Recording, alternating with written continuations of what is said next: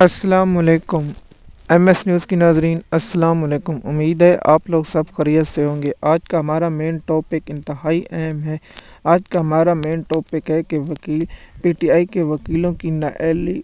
کا سب سے بڑا ثبوت ہم آپ کے سامنے پیش کریں گے، اور عمران خان کے وکیلوں کی کیا نااہلی ہے اس کے بارے میں ہم آپ کو آگاہ کریں گے اور کمزوریوں کے بارے میں بتائیں گے۔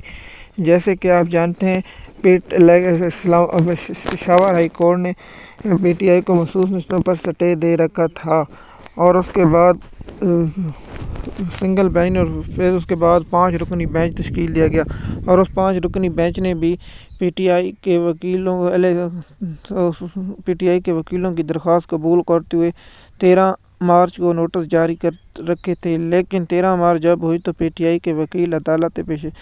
پشاور ہائی کورٹ میں موجود نہیں تھے، اور یہ موجود نہ ہونا پی ٹی آئی کے وکیلوں کی سب سے بڑی نااہلی ہے۔ جیسے کہ آپ جانتے ہیں، جب بلے کا نشان واپس لے گیا تھا تو پی ٹی آئی کے وکیل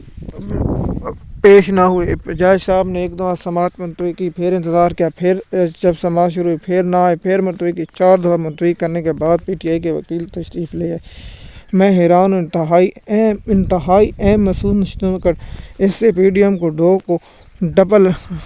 تنہائی اکثریت مل جاتی ہے اگر یہ مخصوص نشستوں کا فیصلہ، لیکن پشاور ہائی کورٹ میں پی ٹی آئی کے وکیل نہ پیش ہوئے، جس کی وجہ سے پی ٹی آئی کو مخصوص نشستیں نہ ملنے۔ اگر عدالت فیصلہ کر دیتی کہ اگر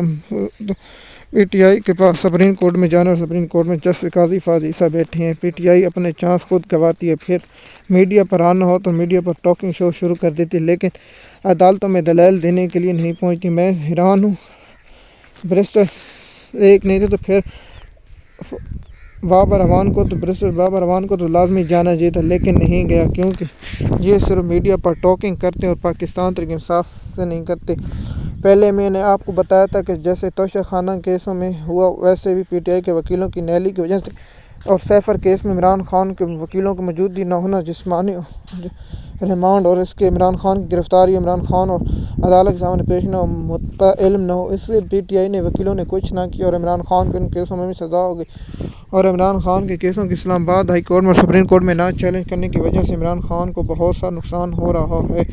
پی ٹی آئی کے وکیلوں کی نااہلی کی وجہ سے عمران خان ابھی تک جیل میں ہے، کیونکہ پی ٹی آئی کے وکیل اس وقت اپنے آپ سے کام کر رہے ہیں، لیکن اصل حقیقت نہیں بتا رہے عوام کو۔ امید ہے آپ کو یہ ویڈیو ہماری پسند آئی ہوگی۔ شکریہ۔